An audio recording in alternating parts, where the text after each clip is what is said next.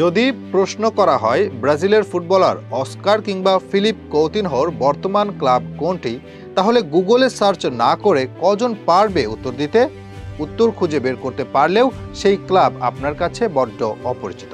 ধূমকেতুর মতো ফুটবলের অঙ্গনে আগমন ছিল তাদের, ইউরোপ মাতিয়েছেন, খেলেছেন ব্রাজিলের হলুদ জার্সিতে বিশ্বকাপ, কিন্তু যে সম্ভাবনার আভাস তারা দিয়েছিলেন তার ছিটে ফোটাও রূপ দিতে পারেননি বাস্তবে। হারিয়ে গিয়েছেন সময়ের চোরাগলিতে। এমন দুই অসময়ে ঝরে পড়া প্রতিভাবান ফুটবলারকে হয়তো এখনো খুঁজে বেড়ায় ব্রাজিল। ফিলিপ কৌতিনহো ছিলেন লিভারপুলের বড় তারকা। 2013 থেকে 18 পর্যন্ত ইংলিশ ক্লাবের হয়ে দিয়েছিলেন 54 গোল। এরপর তাকে রেকর্ড সাইনিং করে নিয়ে আসে বার্সেলোনা। সেখানেও খেলেন শতাধিক ম্যাচ, কিন্তু ধীরে ধীরে পতন হচ্ছিল পারফরম্যান্সে। বার্সেলোনার কম্বিনেশনের সাথে মিল ছিল না কৌতিনহোর ভূমিকা। এছাড়া দাম আকাশচুম্বী হওয়ার কারণে প্রত্যাশাও ছিল বেশি। সেই প্রত্যাশা পূরণে ব্যর্থ হওয়ার কারণে নিয়মিত সমালোচনা হতে হতো কৌতিনহোর।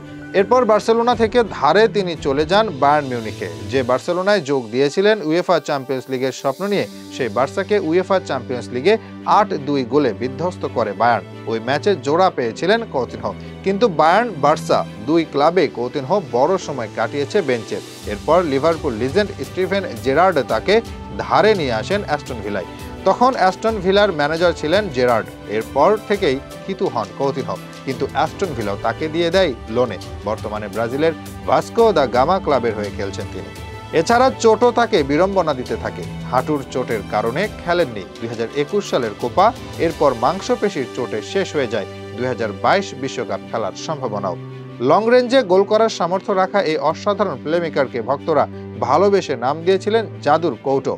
কিন্তু সেখান থেকে কতটুকুই বা জাদু দেখাতে পারলেন তিনি? অনেকটা একই পরিণতি আরেক অ্যাটাকিং মিডফিল্ডার অস্কারের। লম্বা সময় তিনিও ছিলেন ইউরোপে। 21 বছর বয়সে তাকে দলে ফেরায় চেলসি। এসেই কিংবদন্তি কিপার বুফনকে পরাস্ত করে জুভেন্টাসের জালে দিয়েছিলেন গোল। চারপাশে তৈরি হয়ে গিয়েছিল আলোচনার ঝড়। কিন্তু রাফায়েল বেনিতেজ চেলসির ম্যানেজার হওয়ার পর তার সাজানো একাদশে জায়গা হচ্ছিল না চেলসিতে 5 বছরের চুক্তি করা অস্কারের।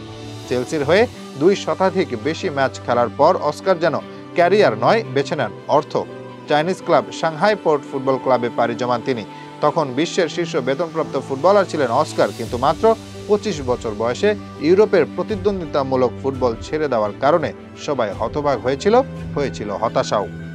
অবশ্য স্পষ্টভাষী অস্কার বারবারই স্বীকার করে নেন টাকার পরিমাণই তাকে চীনে পাড়ি জমাতে উদ্বুদ্ধ করেছে। বর্তমান সময়টা মোটেও ভালো যাচ্ছে না ব্রাজিল জাতীয় দলের। বিশ্বকাপ বাছাই পর্বে শেষ 2 ম্যাচে জয় পেলেও সব মিলিয়ে বর্তমান ফর্মটা ব্রাজিল সুলভ নয়। এ বাছাইয়ে 10 ম্যাচ খেলে তারা জিতেছে মাত্র 5 ম্যাচে। গত বিশ্বকাপের আসর থেকে ছন্নছাড়া ব্রাজিলের স্কোয়াডের গভীরতা বাড়াতে পারতেন কৌতিনহো অস্কাররা। হয়তো ভিনিসিয়াস এন্ড্রিকদের সাথে নিয়ে ব্রাজিলকে করতে পারতেন আরও শক্তিশালী, কিন্তু সব স্বপ্ন যে সত্য হয় না তারই প্রমাণ অস্কার আর কৌতিনহো।